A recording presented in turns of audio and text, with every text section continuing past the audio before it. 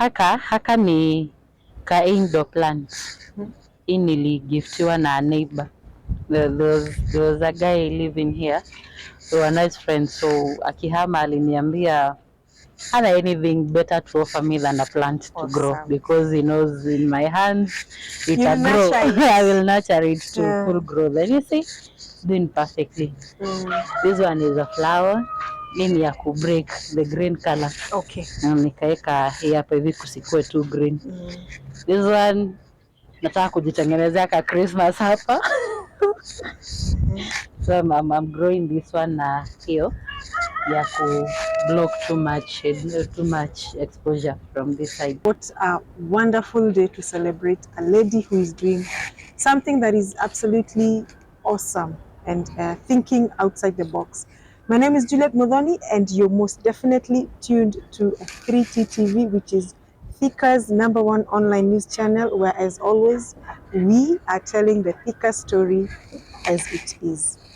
Today, we are coming to you from the heart of Thika town, that is Thika CBD, and we are going to talk to a lady who has transformed the little space that she has where she lives to come up with a very wonderful kitchen garden.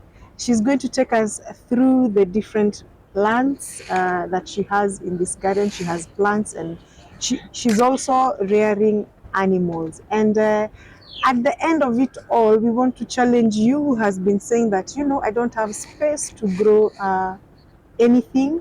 I don't even have the time to grow anything. And I hope that you will have learned a thing or two, and with the little space and the little resources that you have, the things that you call waste, you're going to pick them and make good use of them. So let us dive right into it. Thank you so much for hosting us. You're welcome. You have a wonderful place here. I mean, the air is fresh, it's breathtaking. Let us start with an introduction. Let us know who you are. Well, thank you for coming. I am actually happy you're the first eyes to come to my space. This is usually my hideout. This is also where I come to unwind through the day's trouble and struggles and hassles. My name is Wambui Ruthsella. I am an accountant by profession. I'm also a hairdresser. I am also a photographer. And mainly, I am a farmer, as you can see from the surroundings. Yes. I'm from Murang'a. I was born in a village called Sabasaba. This That's where you came from. Yes. Now, an accountant who is doing farming, where did that come from? Usually, I would come home from work and it would be boring. I didn't have neighbors by then where I was staying, so I would come up here, and I needed to find life here. I needed to see something going on, not just old stuff lying around doing nothing. So I started off small, and then it gave me very bountiful harvests, and I couldn't help it. I found myself growing more and more every day. I was challenged to bring in a new plant. I wanted to see something growing. I wanted to hear sounds of life, so I introduced cuckoos, na sungura. Yes, I think that's pretty much. So from accounting to farming, tell me, how did all this begin, transforming this space into how beautiful as it is? Simple. Clean up. I came here, the place was not as good as you see it. It wasn't as clean as you see it. There were all of this, they were lying down without any use, without any purpose. So as I was just admiring the nature, I thought to myself, maybe I can bring in life into this space. So I went around asking for help, sweeping help, and from what I collected from the entire process, I started on this sack farming, container farming, all those system farming there. So yes, that is how it started. Your upbringing background, did you used to do a lot of farming? Well, my mother is quite a handful. She would wake us up in the morning to go to the farm. She was known for courgette farming. We used to harvest maize in sacks, in lorries.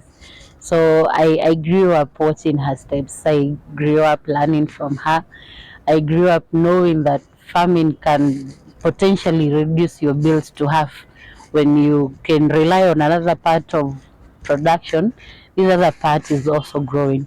So you get to use a little less more than what you had planned on something if you have a backup thing going on. So yes.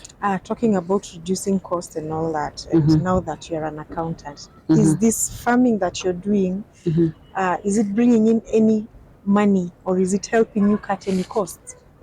Yes, a big time. Usually I don't sell my cuckoos. I have a target ya kufika 100 pieces. From that, I want my first sale, 50% of what I will sell will go to a tuition kit for a kunaka small girl back in my village. Her mother is alive, yes, but we do not know the father. The girl she has a different shine when it comes to education, but she doesn't have the potential to pay for her own bill, for her own tuition. So I am targeting 100 chicks by April, given that we are March nimeongeza kadhaa. So I am targeting 100. I will make my first sale on May, so that second time wakirudi nitakuwa na kapesa kidogo ya kumsukuma before I can get watu wengine wa kunisaidia with her education. The best thing I can do for her is take her to school like she desires. So is she already enrolled in school, or No, not? she's still in primary school. Ako ni grade 8 ama ndio grade 7. Yes, I can't quite tell. Si nimeshindwa na education system siku hizi. So I am planning akikuja kuingia shule, angalau I can be able to pay for her part of the school fees. Yeah, and on cost reduction, for instance, I sell eggs. Kienyeji eggs usually goes for 600 a tray. So per month naweza jipata nauza tray 4. Sasa zenye zinataga vizuri nitauza tray 4 up to 6 trays. Collectively hiyo ni 3,000. So the 3,000 if I divide from musere, unga, mafuta ya kupika, sukari na majani, all this dry stuff that I get from the supermarket, they are funded by the cuckoos. Ataka nitatoa pesa kwa mfuko nile ya kuongeza kale ka soft life, kula nini hapa na pale, but on other things kuku zimenisaidia ku reduce cost ya jikoni. There's also this notion that people have that farming is expensive. Kununua chakula, fertilizer. What's your take on that? Seeing that you've been able to balance. Can you be surprised nikikwambia sijatumia fertilizer yote hapa? All I use ni the chicken poo yenye inatoka kwa chicken house, nafagia na distribute kwa plants zenyewe. On acquiring chicken feed, it's quite simple. Kuna hizo kitchen waste zenye machakula zenye mnatupa, nyanya zenye zinaharibikia kwa nyumba, mboga zenye mmeshindwa kumaliza, hiyo koko ya ugali pia. So badala ya kupeleka yote kwa dustbin na leteanga kuku hapa. Also the weed from the plants nikizingoa badala ya kutupa mi hurushia kuku wanakula. So you're saying we be a bit innovative. Yes, me all I'm saying is mkubali kuchafuka. By the way, wasichana mpende kuchafuka siku hizi. Mnataka kuenda yenye iko karibu na tunachinjwa kuchinjwa. You can give yourself soft life na chenye uko nacho. This one is not a multi-billion project. It's just a kale ka 50 ka smoky, kale ka 30 ka mayai, wameongeza bei siku hizi ni 30 bob. Ako ka 60 ka smocha. This one hii ni 100 bob, it's a succulent flower, hiyo ni 100 bob, so hiyo ni smooth na smoky. Nimekuja nikaeka plant hapa. Kifaranga nanunuanga akiwa wa 3 months, hapo nanunua na 350 ama 200. Good thing na supply yangu na sister yangu, so I know my source is reliable. Yeah, so farming is not as expensive people tend to think. No, farming is doable. I have managed and I'm proud for all this. Super proud. I never saw this coming, all this, but I can say it's manageable. Oh, siwezi lima town hakuwezi mea kitu. Hizi ni wewe. Ziko town. In the CBD, not anywhere else. CBD, you just have to manage yourself. Manage time yako. Tena, in as much as wengi tunafanya farming for money, farming is therapy. Once you put a plant kwa mchanga, you see it growing, like this one passion yenye ina grow hapa, it gives you another sense of life. Inakupatia motivation ya kuamka kesho ujue plant itakaaje. Inakupatia motivation ya kufika next year because you want to see a fruit from the plant and take it and enjoy the sweetness of the plant. Farming is interesting. And I also started doing it in a phase where nilikuwa nimepitia a lot of things. I had lost a baby, so ni kikujuku kufanya therapy na kuja nalia napata hakuna kitu naniitika. I would scream and nobody would answer me, so nikaanza kupanda kidogo kidogo. When I got pregnant the second time, nikaanza kuintroduce flowers kwenye mtoto atakuwa anakuja anaona. Hiyo pia ikaenda. So Wambui the farmer, you are also an accountant. That means you have a day job. How do you manage to, keep this farm running and also doing other things? Well, actually, my days are quite crazy because I can wake up knowing I'm going to work to do this particular thing, and at the end of the day I'll come back. But in the course of the day, napata mtu ameniambia, Wambui uko jioni nikuje unishuke. And then sitakataa pesa. I also know how to plate. Mostly, me prefer clients when you are comfortable kukuja jioni after work because I do not want to compromise my working schedule na other side hustles, because even if you side hustling, you should not forget your main goal, your main compound yenye unafanyia chenye inakulisha. Usisahau pia na hiyo. So what I do, my morning usually starts at 6:30 asubuhi. Naamka, I have 3 cats as I mentioned earlier. So naanzianga na paka, nawekea maziwa. Chakula nawekeanga pia mimi nikienda kukula breakfast, so maziwa inakuanga ni kama hey tumeamka, let's have something. Yeah, 6:50 na kuja huku juu, nakuja na wapatia chakula na clean up. By 7:38 nimemaliza, naenda naoga, naingia kazi kwa kawaida. There are days I'm lucky, natokeanga around 4, so nikitoka 4:32 hapo nakuja tu hapa. There is nowhere I prefer being than here. There is more life, more energy, more peace up here. Feels like niko Gishagi, niko hapo na tukukutu wangu, tumemea twangu, napita unasikia crows kwa hewa, nasikia miaso uko nje kwa street. Therapy. Yeah. So I cannot define a specific sound, I cannot define a specific activity going on, and that's what makes it beautiful. You cannot tell what from what. So in the midst of the entire confusion, you find yourself concentrating on one thing: peace, quietness, healing za ndani. I've been through a story yako. I've been through a series of child loss. Nimepoteza watoto from 2021. Actually, this is the first 20s I'm living without a pregnancy. It was difficult. So you had created this as your This safe was my space. yes, and my escape route.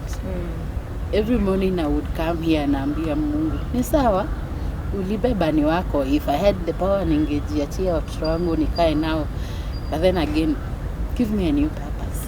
Kila time nikirudi nakuja na kaflower. Najiambia, God, aka kiblossom hivi, let my purpose in life do that. Niwezeshe tu. I know it's a lot. Zingine hadi sitaki kufikiria because unapata hauna hiyo time ya kumona. Life has to go on. Hawezi quit. Hawezi hama. Nilikuwa nimefikiria kuhama, but then again my farm. Siwezi hama na shamba yangu. And then that would have been a lot of work moving them from here to potentially home kwenye ningezipanda. But then nikajiuliza, why am I moving? So I had to take that courage. I had to take that step. And you did a great job. You're doing a great job. You have nurtured different species of plants and animals. I mean, you're a wonderful woman. Now, every time you go out, I see that you don't throw the seeds from the fruits that you probably eat and the flowers that you find out there. How does that make you feel, bringing life to things that we would probably be throwing? Well, one thing feels amazing. Looking at something that doesn't have life in it and planting it, put it in the soil, and it grows into something. You watch the growth daily from one leaf to 2 leaves to a bunch of them. Feels satisfying, and it's healing. You get to see your life healing in a different perspective, and you're like, so I have been doing this the wrong way. I would have just allowed life to take its course na niendelee. But every time I would come up here with the flower, it would shine a lot in my life. Naangalia hiyo maua naona, yes, I would have used that 100 bob for something, maybe buy a new t-shirt, rock with it in one of these Fridays and one of these weekends. But at the end of the day, hiyo t-shirt itachapa tu.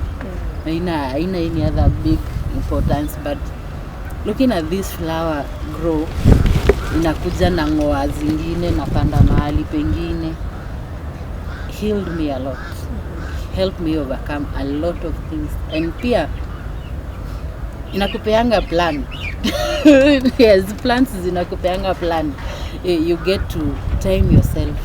Vile unaiangalia ikigrow, unaangalia a different aspect of your life, and you're like, maybe if I take this a step at a time, pengine nitafika hapo. And it's what I used in my healing journey. I would come up, naangalia plant imefika kiwango kama haka, haya na mimi tuendelee kuheal, tuongezeka kiwango kama hapo. Ikigrow tena, I just woke up one day and the pain was gone. Haiko ina hurt anymore. But the flowers are making it interesting and lively. So now how many times a day do you feed these ones? I usually feed them twice. The first feeding is at 6:50 in the morning when I wake up. This is usually my first course. If you start your day with nature, works nice for everything. So duty yangu huanza hapa 6:50 asubuhi. Nakuja na walisha, nawekea maji na sweep manyo yenye wametoa through the night, though haikuangi mingi as such, na distribute kwa plants kama naona kuna deficiency, and if hakuna na collect kwa gunia yenye ndakuja nitumie baadaye kwa plants when replanting ama when planting other new stuff. I bought this at 200 shillings. Okay, interesting. Hapa there's a guy who sells near Madhai. Zanga babu feeders, and if you look at them, you can use either food ama maji in them. This one does not leak. So what you do, you just remove them when you're feeding. You pour out residues za manure. Like this one ndo usichanganye na chakula. Hii ni just for beauty purposes. There are those who use this as as an energy cleanser. Wanasemanga inasaidia ku get rid of negative energy, but for me it's just for beauty. We have an avocado. Yes, aka ni ka dwarf variety ka hearts. I'm hoping katanipea fruits by the end of next year. Mambo growth span yake inachukua around a year kuanza ku produce fruits. With this farming, you have also to be very patient also. Yes, farming is patience. Every step of the way you have to be patient. You have to study the growth. Inakufunzanga tu to take life at a time. Here we have different breeds of onion. Hii ni leek inatumika kupika samosa, and this one is the spring onion. Hii ni ya kupika mboga, so nimezichanganya hapo tu ndani. Here hii inaitwa Washington orange. This one is a dwarf variety. Ina growing venye tu uko, ukiangalia shatoa fruits, nangoja ripen. I'm curious to see the color of the fruit inside. Kuna zenye zinakaa blood red, nilikuja nayo ikafilm. I don't know what I did wrong, but I'm planning to also give it a try. Unaona zile grapes za black mnakula huku hivi kwa vendors. This is it. This is that grape. Nilipatana nayo mpito nikaona ni vizuri nikuwe nayo. The other one yenye iko pale nyuma is a red one, so niko na 2 types of grapes here, the black and the red. Oh, you introduced this section? Yes, I introduced this section. Nikaeka spinach na red pepper na nikaongeza vitunguu pia. Also nilikuwa na ka passion fruit kama haka kalikuwa kameanza kugrow, so nikakaeka hapo, and from that it was amazing. Nilikula passion, nikatengeneza blended juice. I even sold some of them. My friends used to come here every evening. Tunaenda kwa link hang out. Kuna tumatunda. So ukitoka na kuambia tu chuna zako hapo ukienda. Ilikuwa wide from, you can cover this entire place. So my vision right now is bringing it back. Na pia ka sitting place is still work in progress, but I'm working on it. I cannot start a day without first coming here. This is where I start my day at. I come, the sun is rising, it's beautiful here. Ambia Mungu, you've woken me up, so there has to be something you've woken me up for. Help me get there. Help me get to it, and if I don't get to it today, give me the strength to keep me going. Celebrate you a lot because you have done great. Your potential is limitless. There's still so much that you can do with so many other plants out there that you don't even know about. And I'm sure we will be back here and we will see great things. I can't wait for you guys to come back. I'm so sure when next you come, this place will be different. So I'd like you to give a word to somebody out there who has also gone through, a series of losses, and they feel like, this is it. There's nothing more. There's a lot. There's a lot more for you. There's a lot more happiness for you. It's not about that moment when it happened. Mtu atakwambia, oh, it's hard. Yes, it's hard, but nobody fully understands what you're feeling. What I will tell you, it's a phase. It's a phase. Couldn't even add more. And I want to thank you so much, Wambui, for welcoming us into your safe space. Thank you so much. You're welcome. You're welcome. Ladies and gentlemen, that was Wambui sharing her story. She has a wonderful kitchen, a garden. I am hoping that we as a 3T team have been able to give you a good reason to subscribe to our channel if you haven't by then. I have been your host, Juliet Mogoni. Until next time, take care.